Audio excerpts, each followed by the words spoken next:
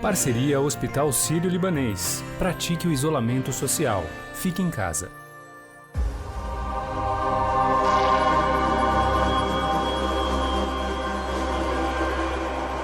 Desde a chegada do novo coronavírus, algumas perguntas seguem mobilizando intensamente a comunidade científica.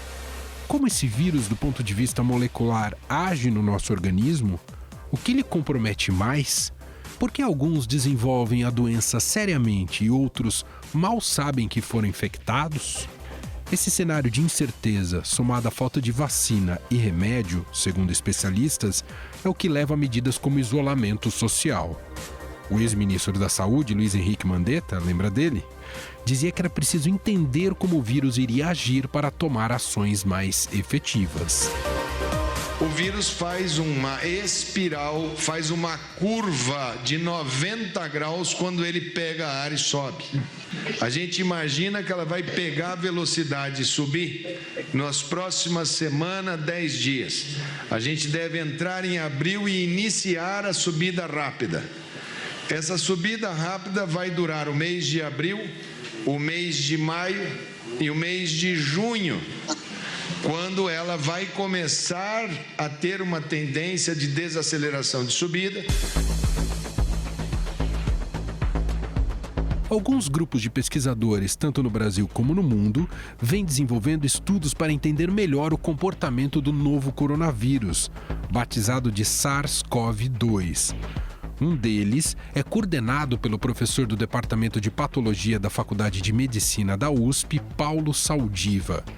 O especialista desenvolveu um protocolo para que se coletem tecidos durante a necropsia das vítimas da Covid-19, montando assim um biobanco que poderá ser compartilhado pelos pesquisadores para estudar a doença e suas manifestações sistêmicas.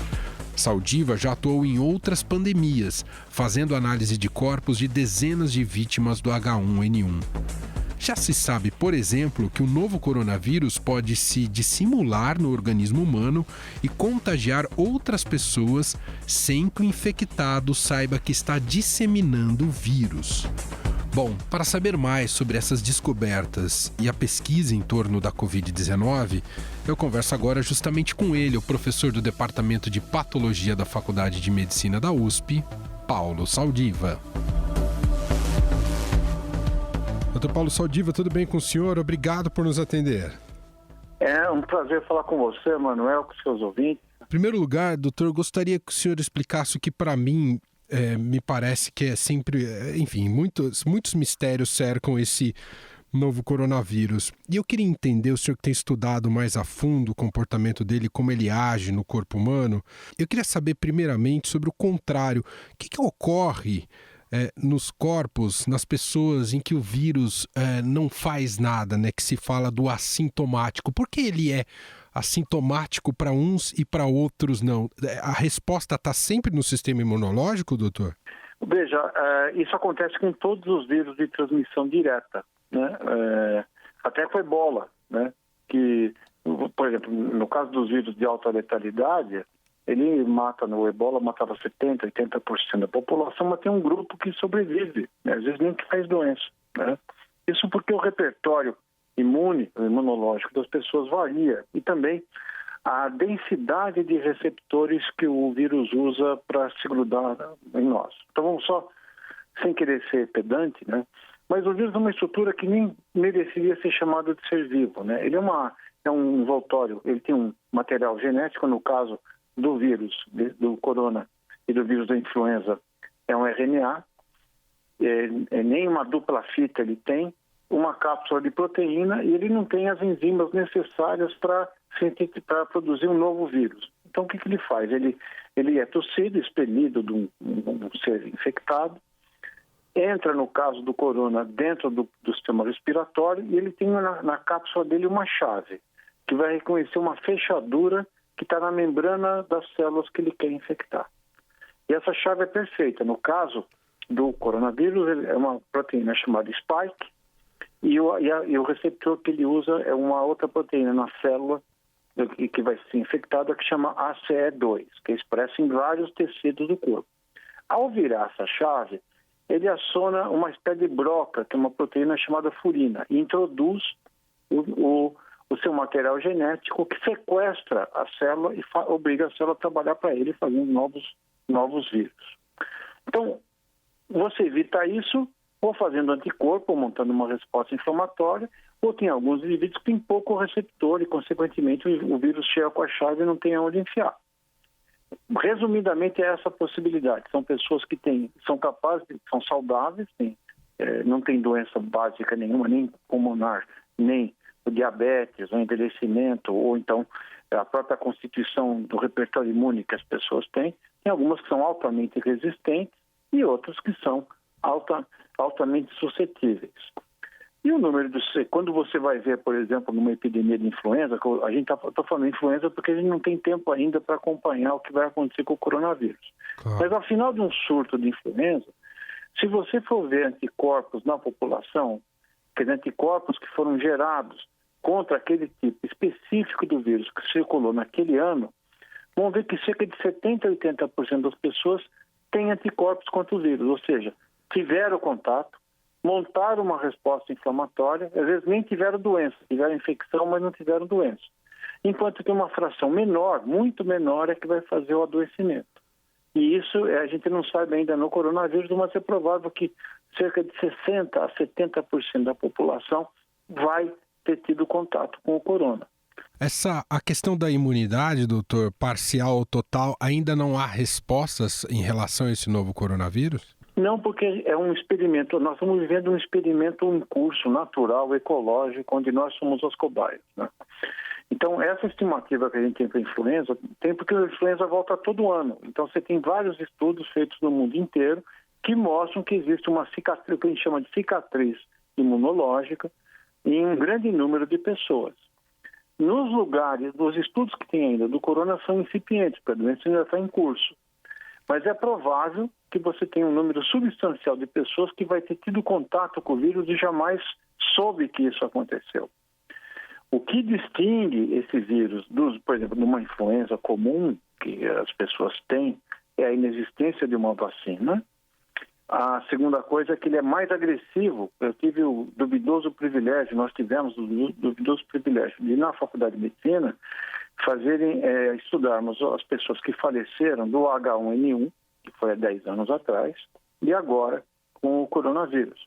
Em comparação com o H1N1, que também causou mortalidade e adoecimento, esse vírus é mais agressivo. Ele tem uma capacidade de disseminação ao longo de todo o sistema respiratório maior e é capaz de provocar uma lesão mais intensa do que o H1N1. A outra coisa que ele tem de diferente é que ele faz com que ele secreta, ou a resposta inflamatória evocada por ele libera alguma proteína, algum mediador, que faz com que o sistema imune fique meio atordoado. É como se o pulmão ficasse meio abandonado à sua própria sorte, numa grande porcentagem dos casos.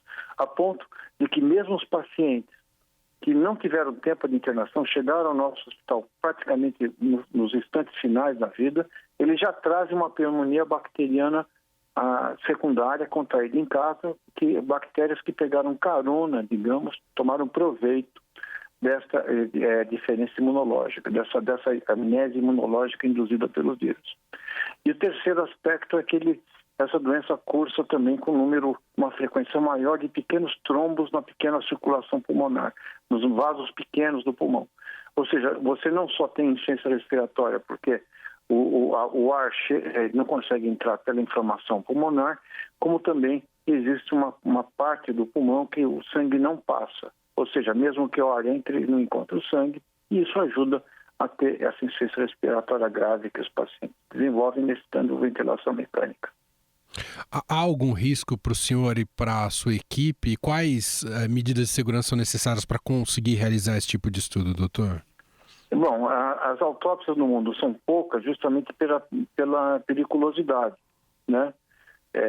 Você precisa ter níveis de proteção comparáveis a laboratórios que trabalham com virologia, que é chamada um nível 3 de proteção. E E normalmente só existe isso em países que se preocupam, por exemplo, com guerra biológica, né?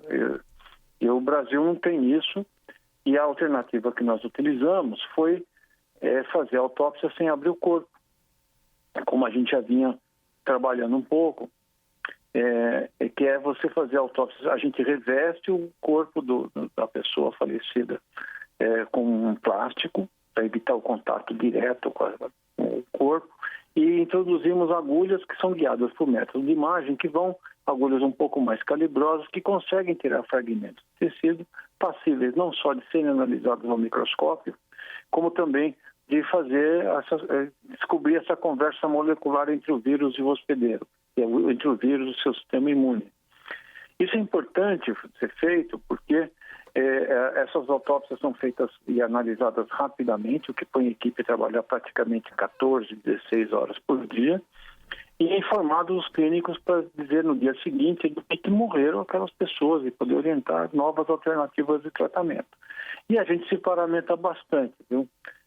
Para pôr a roupa é mais ou menos uns 20 minutos, para tirar mais outros 20 sob assistência. Doutor, o que o senhor acha que deve vir primeiro? A vacina ou o remédio, ou também tudo isso ainda é um horizonte difícil de prever? Eu acho que a vacina chega primeiro do que o remédio. Aliás, nenhuma dessas viroses, né, até hoje a gente procura um remédio para vírus de influenza, não consegue, né? Você, em geral, os antivirais funcionam. Mas mesmo as bactérias que a gente tinha antibiótico, cada vez elas estão ficando mais resistentes, né? Isso está diminuindo o espectro de antibióticos. A boa notícia é que as vacinas estão mais rápidas, só que elas são caras. Mas não, uma vacina para desenvolver e fazer os testes de eficiência, ela vai custar em torno de 500 milhões a 1 bilhão de dólares, mais ou menos. O que para uma empresa é muito. Então, se você pensa do ponto de vista comercial, da saúde como uma commodity e não como um common, porque numa epidemia ela é um common, ela tem que ser um benefício para todos. Uhum. É muito caro, então é possível que as empresas que trabalham com produção de medicamentos estejam pesquisando, investindo mais em remédio para impotência ou queda de cabelo, porque dá mais retorno. Uhum. Agora, considerando as perdas globais que uma pandemia causa, você tem que criar um fundo internacional para produzir essas vacinas num tempo adequado, né? Então isso vai ter que pensar um pouco a forma de financiamento da produção de vacinas, que elas não podem depender de regras de mercado, né? Ou pelo menos você tem que expandir essa regra de mercado para fora da caixa da saúde. Tem que pensar em toda a economia global que está perdendo trilhões de dólares por não ter investido 1 bilhão de dólares para os corona. Então acho que isso vai mudar a relação até da forma de transformar algumas coisas, vão depender de globalismo e de fundos internacionais para você ter respostas mais eficientes no momento. Doutor, eu sei que esse tem sido um debate erroneamente politizado e é mais um debate de saúde pública, mas como é que o senhor se posiciona em relação a quando relaxar o isolamento social? Eu acho que a situação é muito difícil. Primeiro, o chamado isolamento vertical, quer dizer, você isolar os suscetíveis, ela não é factível no nosso meio. Talvez na Suíça seja, mas se você vê a realidade das famílias, que a gente conversa, né, porque nós temos que lembrar que as famílias são generosas. Elas cedem, elas autorizam a coleta de tecido pós-morte, embora de uma forma humana, não vai mutilar o cadáver, é mais rápido, uhum, né? Mas, de qualquer forma, elas autorizam uma coisa que não as beneficia em nada. Na realidade, como elas não podem doar o órgão, elas doam conhecimento. E a gente tem a oportunidade de entrar um pouco na vida dessas famílias. Então, são famílias que moram em espaços pequenos, várias pessoas compartilhando o mesmo cômodo, né? Ou várias famílias compartilhando a mesma casa. Então, isolamento nessa história, sempre vai ter alguém que sai em alguns lugares para pegar, não pode fazer parar de trabalhar porque tem que ganhar o pão, o salário daquele dia, baseado em trabalho informal, às vezes, ou em trabalho diário. E isso, e a gente teria que ter sistemas de proteção social para as pessoas subsistindo, que não são disponíveis no nosso meio. Por outro lado, você tem a discussão se você faz abrir a economia, vai morrer mais gente e o sistema de saúde vai saturar. Essa discussão, do ponto de vista moral, ela é insolúvel, não tem uma solução fácil. Uhum. De um lado então, mas isso nunca foi colocado da forma como é. Quer dizer, caiu no colo dos nossos governantes um problema criado por um vírus, uma estrutura de 0,2 milésimos de milímetro, que diz o seguinte: olha, gente, se eu abrir, morre gente, se eu fechar, o pessoal se arruína e vai ter uma queda econômica grande. O que você vê é que justamente virou política. Não, pode sair que já tem um remédio que não está pronto ainda e que a gente garante, é uma doença sem sentido, é uma gripezinha, e não é. E eu vejo que as pessoas que estão morrendo são aquelas que tiveram que sair, não porque acreditam, sem viés política nenhuma, elas tinham que sair para trabalhar, para viver. Então, essa é uma discussão que no nosso caso, é uma equação difícil de resolver. Doutor, só para a gente concluir uma última pergunta, o quanto a gente pode colocar na conta da humanidade e sua dinâmica de sociedade de vida o surgimento desse tipo de vírus? Dá para fazer essa correlação, doutor? Dá, sim. O vírus faz o que sempre fez, né? Ele muta. Ele tem que fazer isso para poder sobreviver. O que aconteceu diferente, Emanuel, é que as grandes pandemias por agentes infecciosos, por exemplo, a primeira pandemia de transmissão interpessoal foi no século XVIII com a varíola, mas a peste teve que ser controlada até por medida de força, né? Quer dizer, essa história de liberdade de vir, uma parte do Estado autoritário nasce quando você, na peste, começa na Renascença, você fazer confinamentos, lazaretos, onde as pessoas ficavam isoladas, e você proibia o tráfego das pessoas. E mais ainda, emparedava as casas para que as pessoas contaminadas morressem sozinhas lá dentro. Então, isso vem acompanhando o movimento sanitário, tem um componente autoritário também, a ponto de que culmina no Brasil na revolta da vacina no início do século XX no Rio de Janeiro. Quando a peste é controlada, aumenta a população das cidades, aí tem densidade populacional suficiente para você ter a primeira pandemia de varíola, que foi controlada com vacina. Depois, quando a varíola foi controlada, você tem o cólera, que é uma bactéria, mas teve que ter navio a vapor, mobilidade rápida, porque se você embarcava o portador do vírus da cólera num barco para atravessar o oceano, chegava você morto e toda a população. Então, o aumento da velocidade da mobilidade fez com que você tivesse o cólera como pandemia global. E no século XX, nós tivemos duas pandemias. A gripe espanhola no início do século XX e a gripe asiática na metade do século XX. Duas pandemias num século. Agora, com as cidades cada vez mais urbanizadas, mais gente vivendo junto e mais mobilidade internacional, nesse século nós tivemos, em 2 décadas, 4 pandemias. O SARS em 2002, o H1N1 em 2009, o MERS no Oriente Médio em 2012 e agora o SARS-CoV-2 em 2019/20.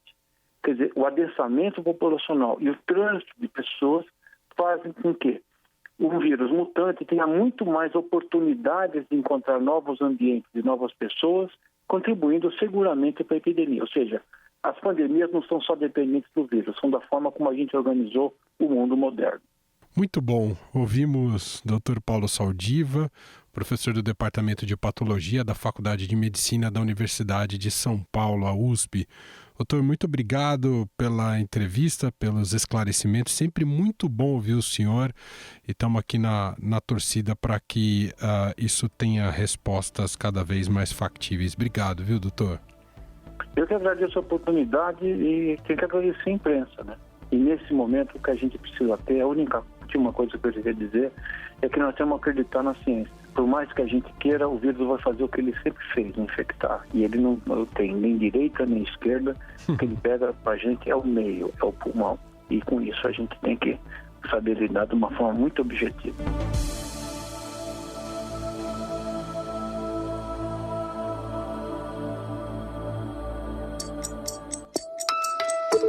Em 20 segundos eu volto. Não me abandone. Você vai ouvir daqui a pouquinho o nosso quadro Fique em Casa, mas apresentado por ela, Renata Cafardo. Em tempos de Covid-19, vamos ser responsáveis, praticando isolamento social e não disseminando notícias de fontes desconhecidas. O Hospital Sírio-Libanês tem uma página especial com informações sempre atualizadas. Acesse hsl.org.br/coronavírus.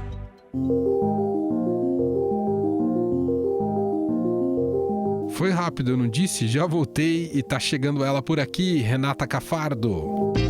Fique em Casa com o Estadão, com Renata Cafardo. E hoje a gente vai conversar com a Priscila Cruz, que é presidente executiva do movimento Todos pela Educação. E está em casa com suas 2 filhas aqui em São Paulo. Priscila, onde você está? Você está isolada também nesse momento? Está na sua casa? Oi, Renata. Tô aqui na minha casa desde o dia 12 de março, com as minhas 2 filhas. Estamos dividindo o Wi-Fi, que é uma questão louca, né? Porque o Wi-Fi não dá conta. Mas estamos super bem, aprendendo uma nova rotina, aprendendo outras conversas, que também é algo que tem sido super bacana nesse período. Primeiro que acho que pela primeira vez eu estou na aula com elas, né? Porque os nossos filhos vão para a escola, eles entram na sala de aula e a gente não vê como que é essa dinâmica deles numa sala de aula. Como a sala de aula foi transportada para casa, uma coisa que tem sido muito interessante é observar, ficar junto. Eu me sinto dentro da sala de aula com as 2.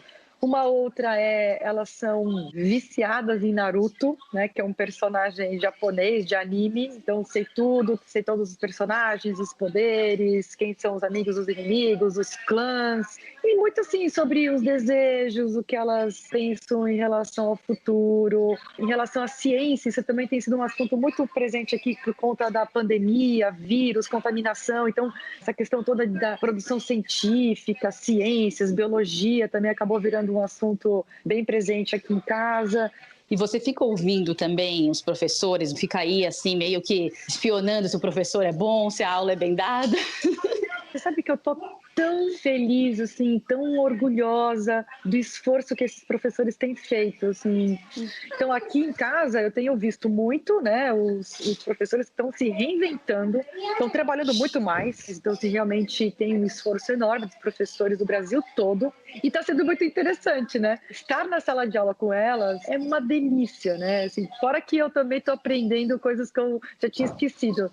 Hoje de manhã, a minha filha mais velha estava estudando sobre paleolítico, neolítico. Eu já tinha esquecido um pouco desse assunto. Enfim, uma série de aprendizados que a gente teve na escola e que a gente depois acaba não usando tanto e que eu estou conseguindo retomar com ela. Está sendo super legal isso. Tá certo, Pri. Olha, super obrigada, viu? Muito legal. Eu que agradeço. Espero que mais pessoas estejam entendendo esse momento que a gente precisa ficar em casa como um momento de aproximação, um momento que vai gerar uma série de lembranças e memórias que a gente vai carregar para o resto da nossa vida e os nossos filhos vão carregar para o resto da vida. Então vamos fazer uma memória boa, né? Vamos construir uma lembrança boa desse momento.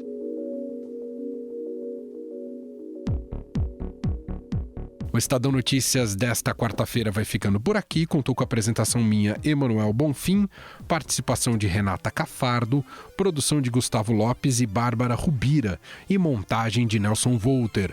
O diretor de jornalismo do Grupo Estado é João Fábio Caminoto. Mande seu comentário e sugestão aqui pra gente no podcast @estadão.com. Um abraço para você e a gente se fala daqui a pouco às 5 da tarde com mais uma edição do podcast Na Quarentena. Até lá! Estadão Notícias.